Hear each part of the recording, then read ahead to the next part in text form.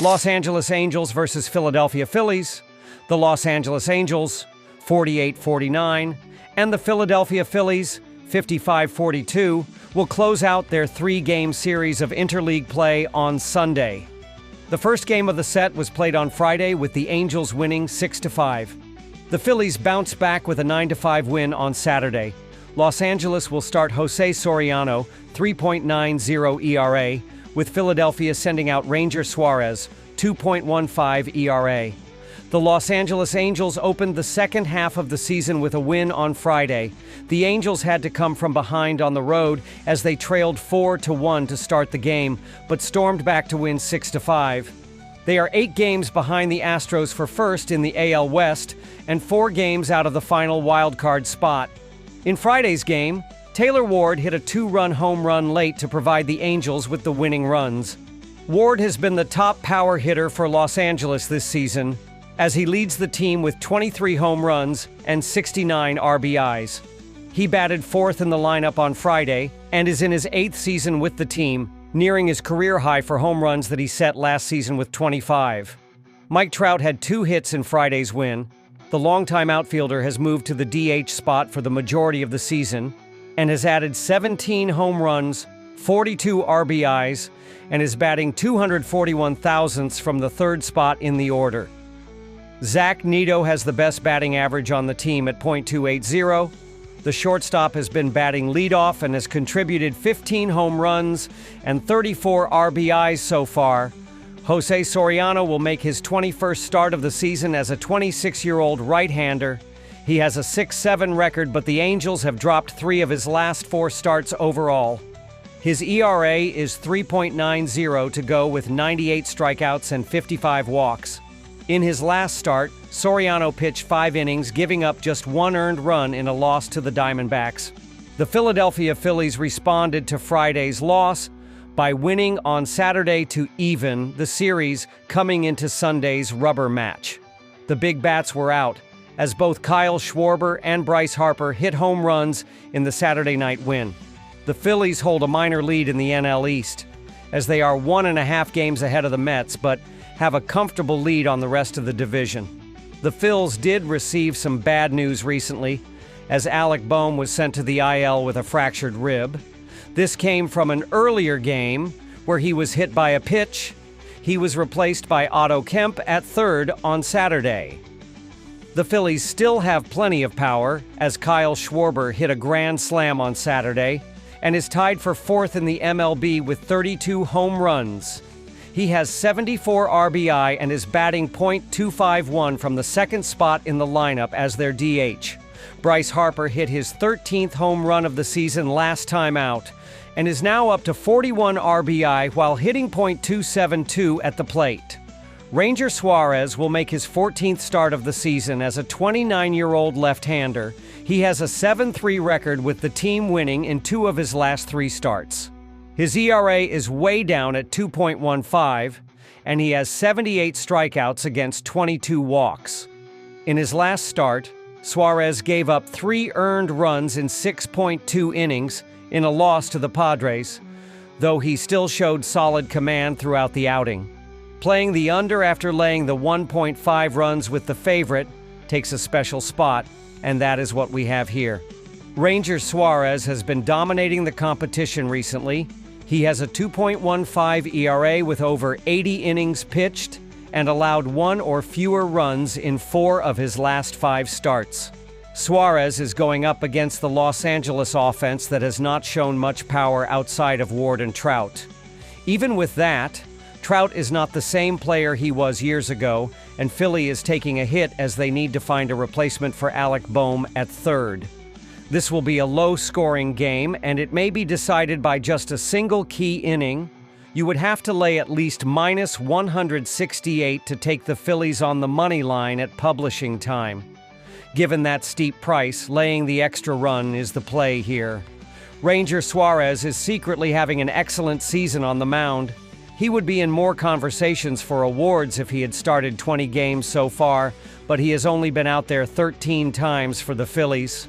The sample size is big enough to respect his 2.15 ERA as he will be able to limit the Angels in their last game in Philly. Suarez also owns an impressive 0.95 WHIP, and he's been dominant at Citizens Bank Park, where his ERA drops below 2.00. Los Angeles is sending out Soriano, who has a worse ERA and strikeout-to-walk ratio than Suarez and lacks the consistency needed to contain Philadelphia's deep lineup. The Phillies still have plenty of power without Bohm in the lineup, with Kyle Schwarber and Bryce Harper continuing to do damage in the middle of the order. Phillies win the series on Sunday afternoon behind another strong outing from Suarez and timely hitting from the offense. After analyzing both teams, my pick for this match is Philadelphia Phillies minus 1.5. Drop your thoughts and predictions in the comments box. Cincinnati Reds versus New York Mets. On Sunday, the Cincinnati Reds will face the New York Mets at Citi Field, and this is the first series of the season between the Reds and Mets. NY won 4 of the 6 matchups last year, and the series is tied 5-5 over the last 10 meetings.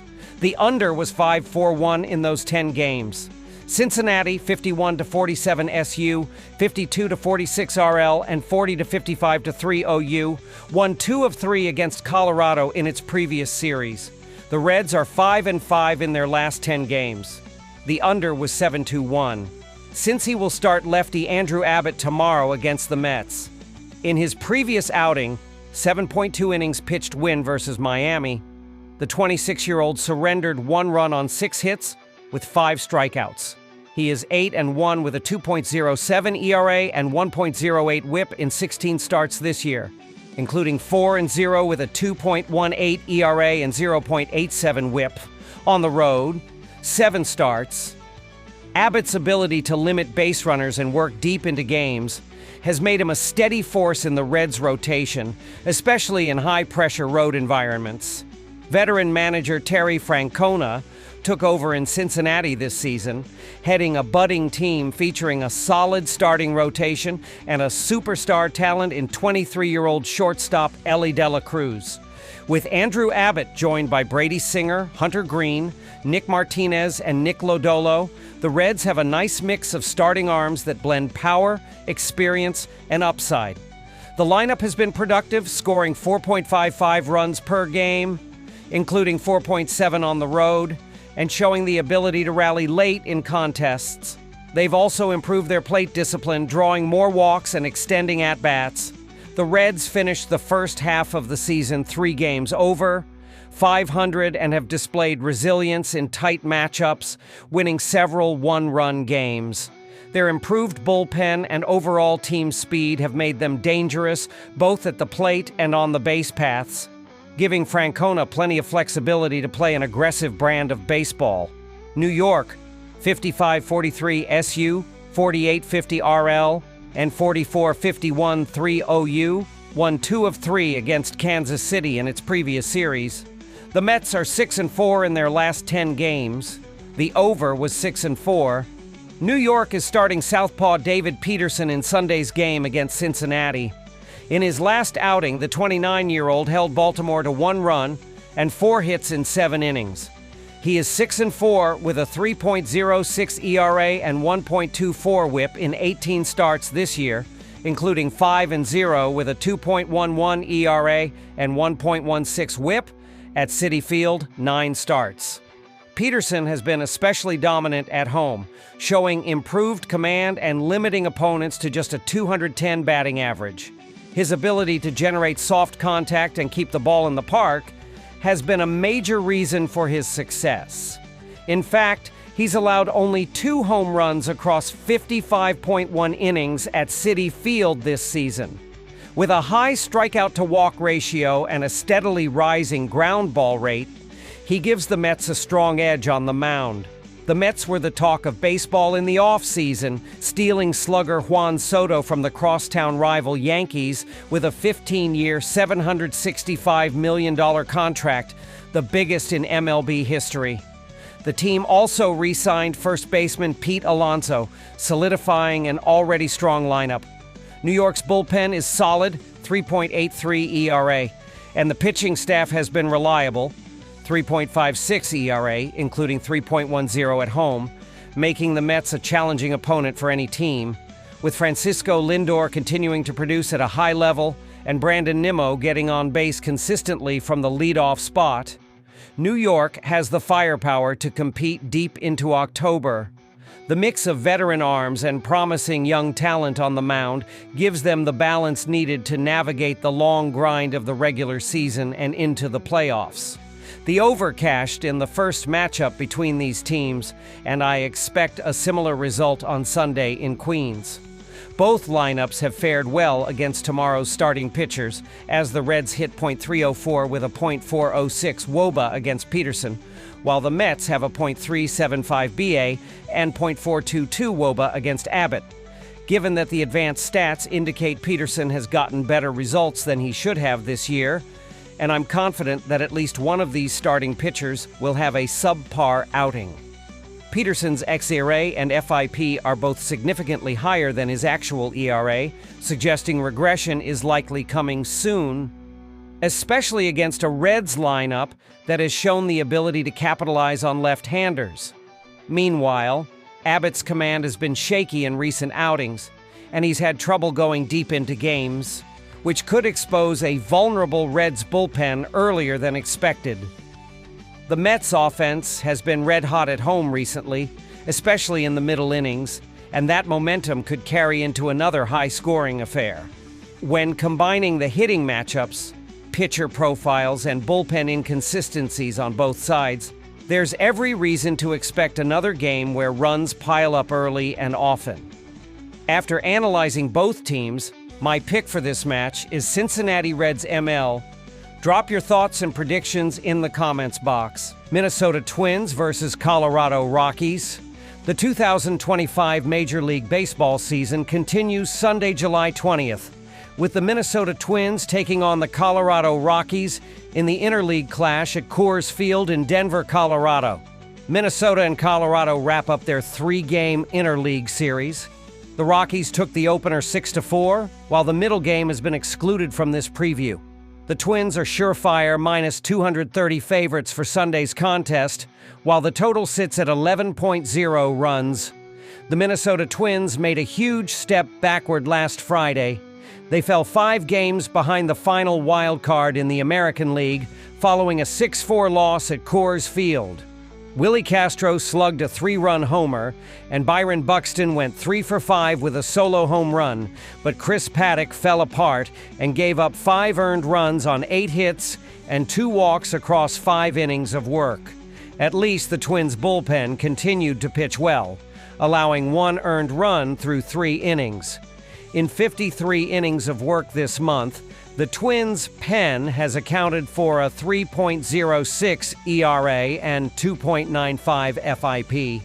At the plate, the Twins are slashing .241/294/417 with 19 doubles, a triple, and 18 home runs in July, 427 at-bats.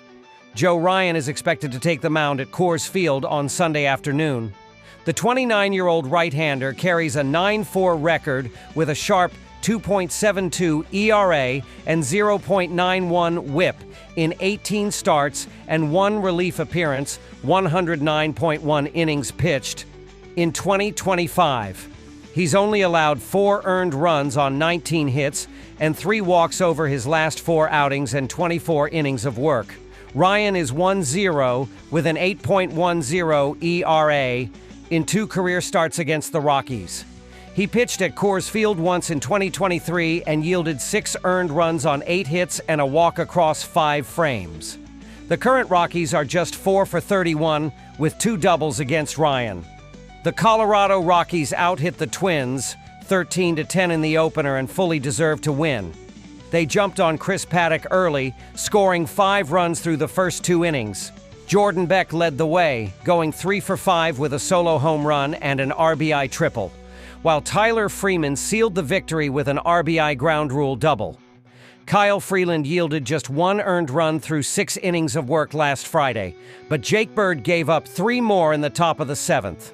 The Rockies' bullpen has struggled so far this month, posting a 6.90 ERA and 5.25 FIP, while Colorado's lineup is slashing 259/309/411 with 21 doubles, 3 triples, and 13 home runs in July, 436 at-bats. German Marquez is projected to toe the slab Sunday, and the 30-year-old righty carries a .310 record with a pedestrian 5.57 ERA and 1.60 WHIP in 19 starts, 95.1 IP this season.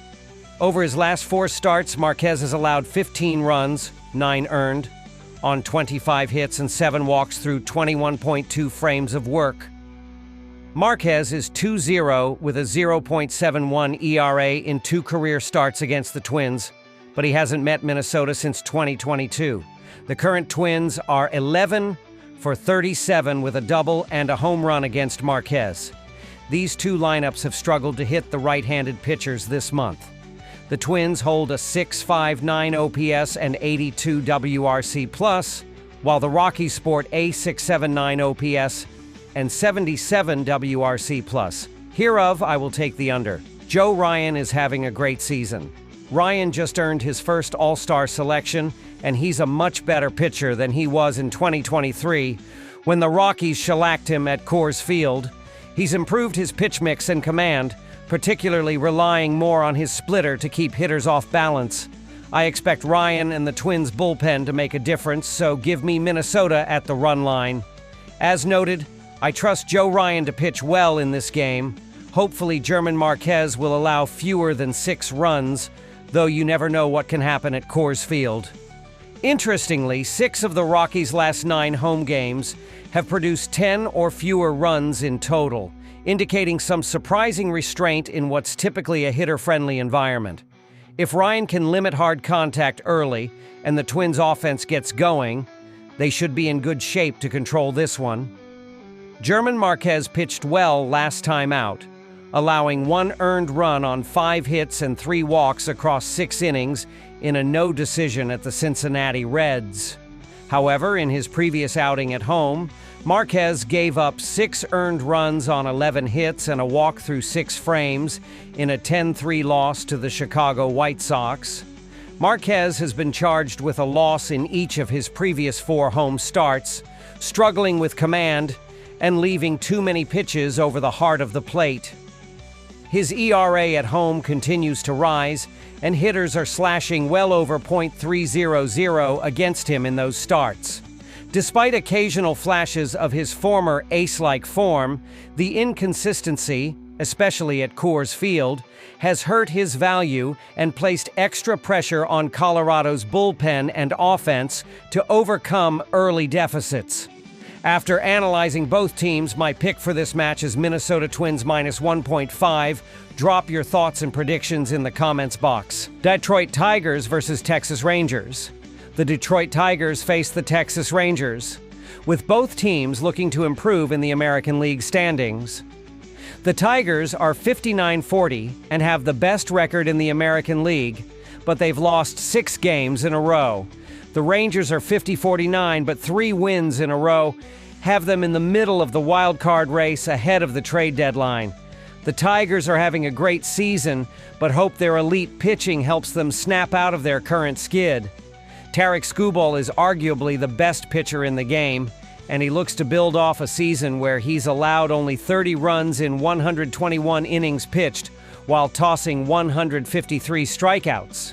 Moreover, with a .210 expected opponent batting average, a 3.5 walk rate, and a 2.43 expected ERA, opponents are making minimal contact and struggling to drive in runs against Skubal this season. Along with Skubal having a great season, the lineup has also stepped up, scoring 4.92 runs per game. Riley Green is slashing .281/.332/.538 with 24 home runs and 199 total bases, while Zach McKinstry is slashing .283/.363/.469 with 136 total bases, but the rest of the lineup has stepped up as well. Spencer Torkelson is slashing 238/341/491 with 21 home runs and 161 total bases, while Gleyber Torres and Colt Keith have added 17 home runs and 239 total bases to round out the lineup, making the Tigers tough to put away at the plate. The Rangers are making a postseason push thanks to their rotation stepping up. Nathan Eovaldi is one of the starters having a great season as he's allowed only 19 runs in 91 innings pitched while tossing 94 strikeouts. In addition, with a .237 expected opponent batting average, a 4.0 walk rate, and a 3.17 expected ERA, opponents are making minimal contact and struggling to drive in runs against Eovaldi this season. Eovaldi is having a great season, but the lineup has struggled, scoring only 4.03 runs per game. Corey Seager is slashing 265/370/473 with 13 home runs and 116 total bases, while Evan Carter is slashing 265/351/419 with 57 total bases. But the rest of the lineup has struggled to provide consistent run support. Only 3 active batters have an OPS plus over 100, and opponents can eliminate the hapless lineup as a result. The Rangers rank near the bottom of the league in several key offensive metrics, including team OPS and slugging percentage. Their inability to capitalize with runners in scoring position has become a recurring issue, particularly against top-tier pitching. While Seager and Carter offer some production, the lack of depth in the batting order has led to frequent scoring droughts and limited offensive upside. Unless the supporting cast starts to show more power and discipline at the plate, Eovaldi will be forced to continue carrying the team with minimal margin for error. Both teams have great starters on the mound who look to make this game a low-scoring one from the first pitch. The Rangers should limit the Tigers' lineup with Nathan Eovaldi, who has allowed only 19 runs in 91 innings pitched, pitching multiple strong innings. Eovaldi's veteran presence and ability to work out of high-leverage situations make him a reliable option to keep Detroit's scoring chances at a minimum. On the other side, the Tigers should eliminate and potentially shut out the Rangers, who average only 4.03 runs per game, with Tarek Skubal, who has allowed only 30 runs in 121 innings pitched, tossing multiple scoreless innings with minimal contact and a surplus of strikeouts. Skubal's elite fastball-slider combo has given hitters fits all season, and his 0.98 WHIP underscores his ability to control games with command and efficiency. With both bullpens rested and each starter capable of working deep into the game, don't be surprised if this matchup turns into a classic pitcher's duel with runs coming at a premium. A 3-2 or even 2-1 final score could be on the horizon. The Rangers have 3 wins in a row, but the Tigers have their ace on the mound and will look to snap their recent skid with a strong performance. The Tigers, who average 4.92 runs per game, should consistently plate base runners with Riley Green, Gleyber Torres, and the rest of the batting order making contact and putting together competitive at-bats. Detroit's offense has been productive lately, and they've done a good job of applying pressure early in counts. Meanwhile, Tarek Skubal, who owns a 2.37 ERA and 0.98 WHIP, has been one of the most reliable arms in the AL this season. He's gone at least 6 innings in 8 straight starts and has the ability to shut down a Rangers offense that has been hot, but remains vulnerable to quality left-handed pitching. Skubal pitching multiple scoreless innings should allow the bullpen to close out the game with a lead. The Tigers should win this one with a strong all-around performance on the road. After analyzing both teams, my pick for this match is Tigers money line. Drop your thoughts and predictions in the comments box.